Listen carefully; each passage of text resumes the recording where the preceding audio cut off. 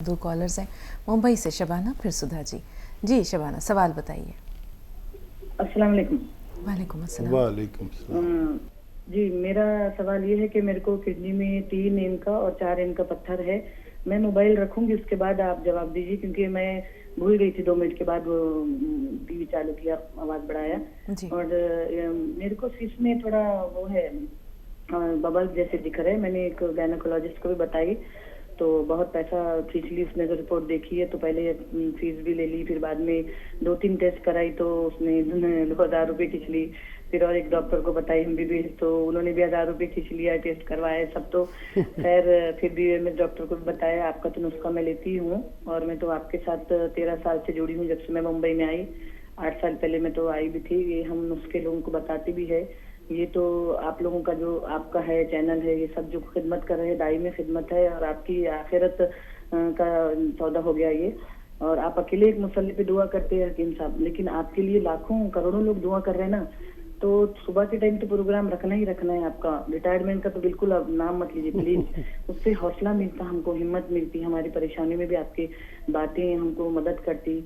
और मैं ये पूछना चाह रही थी कि गोंद सिहा, नमक जैतून और सोडा और अलसी, ये चारों एक साथ ले सकते क्या? और दूसरा सवाल ये कि बादाम खा सकते क्या? किडनी में स्टोन है तो क्या खाना और क्या नहीं खाना, ये बताइए। तो आपके लिए तो बहुत अच्छे फीडबैक आते। मैं तो हर प्रोग्राम देखती, बल्कि तो मैं, मेरा बैंक में इतना बड़ा पैसा अटका है तो मैं नहीं जा रही। एक के बाद कंटिन्यूस आपके जो प्रोग्राम आते हैं मैं यहीं लगे रहती हूँ। अब तो मैंने आदमी को चिल्लाई हूँ कि बस घर में फल फ्रूट और ड्राई फ्रूट लाएंगे, और अब काम वाली भी रख लेंगे पकाने वाली, तबीयत खराब है तो। और मैं टीवी के मुंह से बैठे रहती हूँ, 4 बजे रात से जगती हूँ। माशाल्लाह सबके लिए दुआएं करती हूँ। हम तो पहले ये बोला जाता है हदीस में कि अपन अपने आप के लिए दुआ करें, फिर अपने बच्चों के लिए, रिश्तेदारों के लिए, सबके लिए। लेकिन यहाँ तो हकीम साहब के लिए लाखों हाथ उठ रहे हैं दुआओं के लिए। जो आप ये कार्य खैर कर रहे हैं, ये अनमिट है। मैं जब बोलती हूँ तो समझ में नहीं आता मैं क्या बोलूँ, कैसा बात करूँ।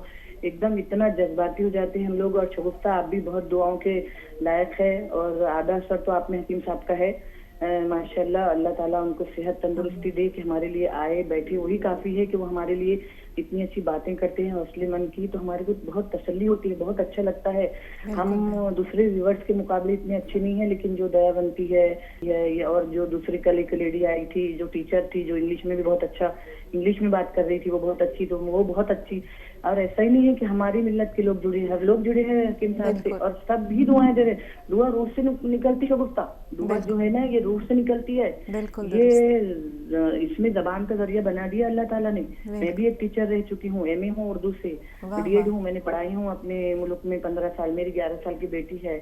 मैं तो ये दुआ करूंगी, सब भी कायरीन जो मुझे सुन रहे हैं, प्लीज मेहरबानी करके मेरा नाम लेके दुआ कीजिए। मुझे बहुत बीमारी हो गई, अभी तक शुगर नहीं थी, शुगर भी निकल गई, किडनी भी स्टोन हो गया, और यूटरस में भी बबल्स आ गए। मैं हिम्मत नहीं हारती, मैं बहुत बोल्ड लेडी हूँ, बम्बई में रहती हूँ, बहुत दबंग हूँ थोड़ी सी, थोड़ी झगड़ालू भी हूँ, मगर बहुत हक बात करती हूँ। बहुत शुक्रिया आपका, बेइंतहा शुक्रिया। अब हम हकीम साहब के तासुरात लेते हैं। जी हकीम साहब, इनके लिए क्या रहनुमाई है? आपकी गुफ्तगू और अंदाज़े कलाम से अगर आप नहीं भी बताएं अपने आप बारे में, तो अल्हम्दुलिल्लाह हम समझ सकते हैं कि आप बोल्ड लेडी हैं, बम्बई की हैं, और बैरून मुल्क ज़िंदगी गुजार चुकी हैं, और तमाम बातें समझ में आती हैं। और आप अच्छे व्यूवर्स में से हैं। आप अपने आप को कमतर मत बताइए।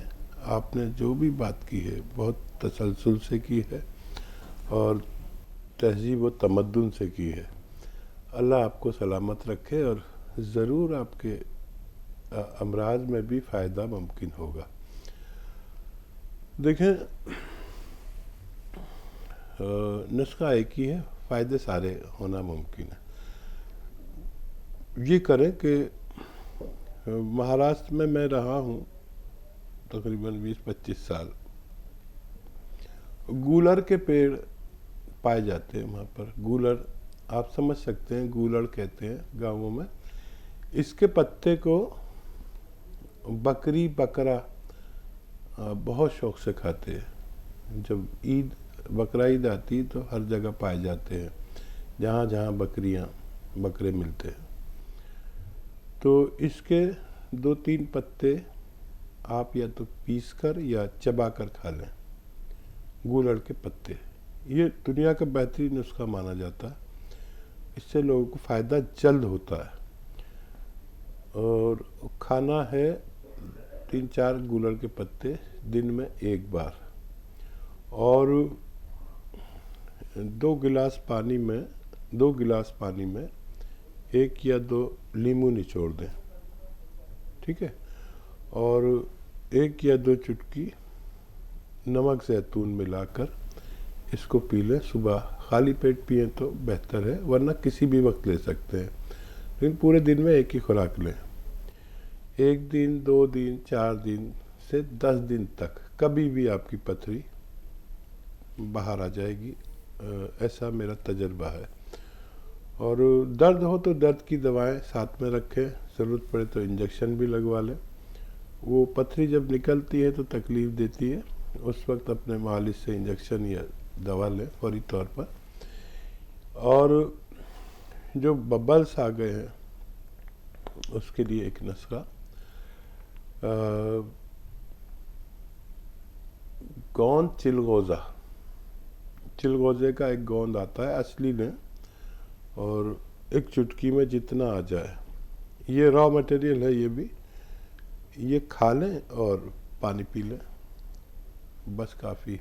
रोज़ाना एक खुराक लें, बहुत जल्द आप तंदुरुस्त होने वाली है। और बड़ा अच्छा लगा आपसे बात करके, माशाअल्लाह। अल्लाह आपको सलामत रखे, और मैं भी दुआ करता हूँ कि आप रोग मुक्त ज़िंदगी गुजार सकें इंशाल्लाह। गोंद से या नमक ज़ैतून सोडा अलसी चारों चीज़ें साथ ले सकते हैं?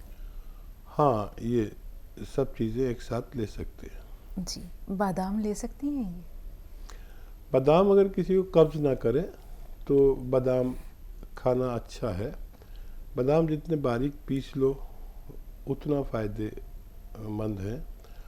और जिन लोगों को बादाम कब्ज़ करता है उनको चाहिए कि बादाम का तेल भरोसे का हो, 2 चम्मच सालन में या दूध में मिलाकर ले लिया करें। बेहिसाब तवानाई और अमराज से लड़ने की ताकत, हड्डियों की मजबूती, दिमाग और आँखों की रोशनी के लिए बहुत बेहतर होता है। जी सुधा जी, इस्तकबाल है आपका, फरमाइए। मैं सोचती हूँ जब तक खुदा ने शरीर दिया है और हम किसी के काम आ सकें तो इससे बड़ा कोई मुकाम ना, और अल्लाह की नज़र में भी और औरों की नज़र में। माशाल्लाह जो काम आप करते हैं वह तो हम चाह करके भी नहीं कर सकते।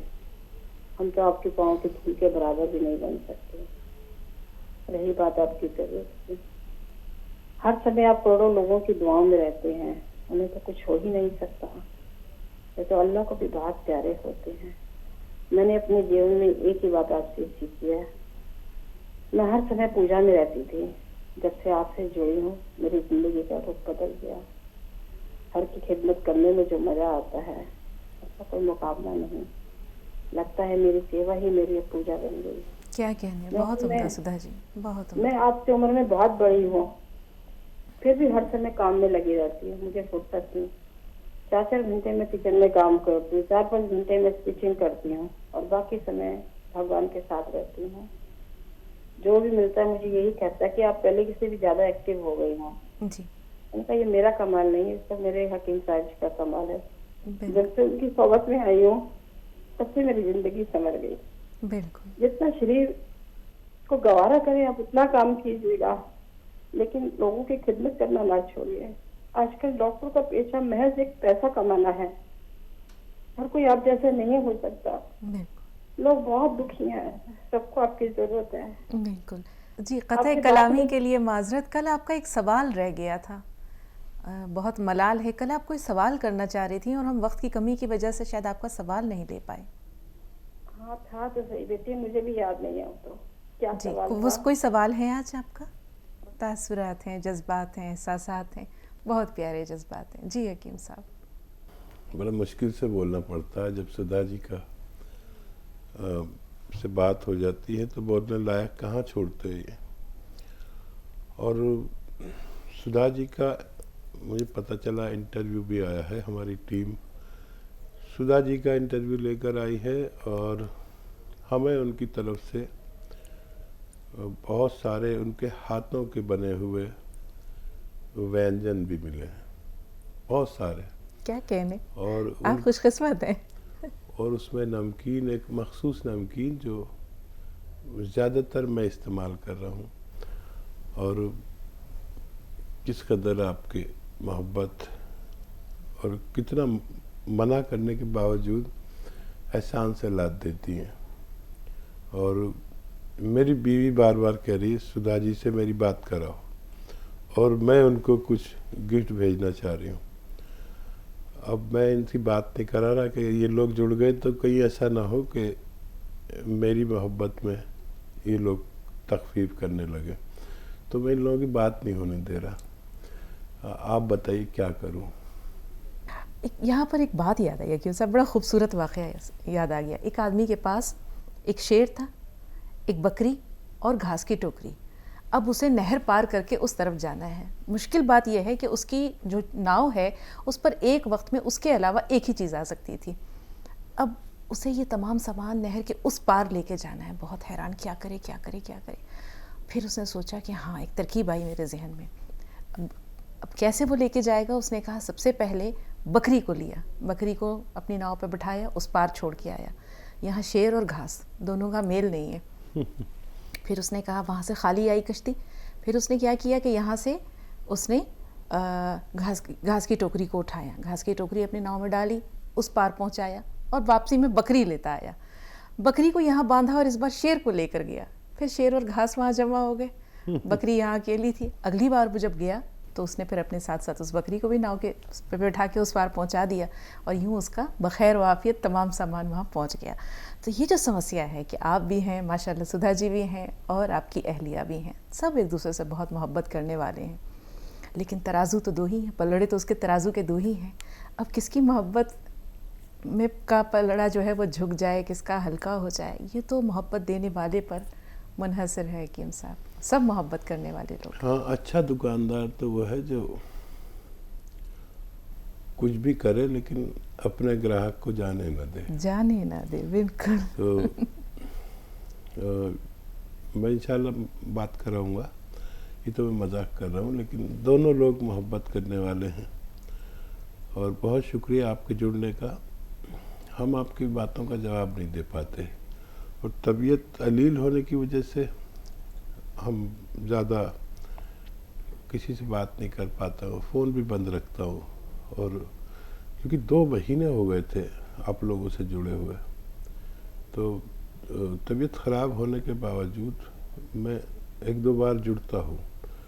दुआ फरमाएं कि मैं और अच्छी तबीयत हो जाए ताकि इससे ज़्यादा खिदमत कर सकूँ। बिल्कुल हकीम साहब। हज़रत अली करमुल्लाह वजह ने, मोहब्बत भी कई तरह की होती है, जैसे आपने कहा अल्लाह से भी मोहब्बत होती है, अल्लाह के बंदों से, माँ बाप भाई बहन सबसे। तो दोस्त की जो मोहब्बत होती है उसको हज़रत अली करमुल्लाह वजह ने से किसी ने पूछा कि भाई की मोहब्बत और दोस्त की मोहब्बत, इन दोनों को अगर आप ताबीर करें तो किस तरह करेंगे। इन दोनों से जो इंसान का रिश्ता है किसी का, उसको कैसे ताबीर करेंगे। तो उन्होंने कहा दोस्त हीरा है, भाई सोना है। वो बहुत हैरान कि भाई सोना है, खून का रिश्ता है उससे, भाई सोना है, दोस्त हीरा हो गया। कहा कि मेरी समझ में नहीं आया हज़रत, आप ज़रा इसकी वजाहत कीजिए। उन्होंने कहा देखो, भाई अगर रूठ जाए तो उसको मनाना आसान है, सोने की अंगूठी टूट जाए उसको पिघला के हम दूसरा जेवर बना सकते हैं। दोस्त अगर रूठ जाए तो उसको मनाना बड़ा मुश्किल है। हीरा टूट जाए तो फिर वो बेमोल हो जाता है। इसी तरह दोस्त जो है वो अनमोल होता है। ये तमाम जो व्यूअर्स हैं हमारे हकीम साहब, तकरीबन माशाल्लाह आपसे मुझे लगता है 10 बरसों का रिश्ता है तकरीबन। ये तो एक एंकर के रूप में मैं अपनी बात कह रही हूँ। ये तमाम लोग जो आपसे जुड़े हैं सब बड़े अनमोल हैं। वो मुझे भी एक बात याद आ गई कि वो मेरी हमशीर से, मेरी बहन से किसी ने कहा कि ये बताओ, शौहर और औलाद और भाई में से अगर एक का इंतखाब करना हो तो किसका करोगे, औलाद में से और भाई में से। तो मेरी बहन ने जवाब दिया कि मैं भाई को मुंतखब करूँ। तो उन्होंने पूछा क्यों, भाई को क्यों मुंतखब करोगे? कहने लगे शौहर है तो औलाद तो बहुत पैदा हो जाएंगे, लेकिन मेरा भाई पैदा नहीं होगा, तो इसलिए मैं भाई को चुनूंगी। तो अच्छा जवाब दिया। कुछ बहुत जवाबात ऐसे होते हैं कि असर कर जाते हैं कि भाई पैदा नहीं होता, औलाद तो पैदा हो सकती है, तो इसलिए मैंने भाई का इंतखाब किया।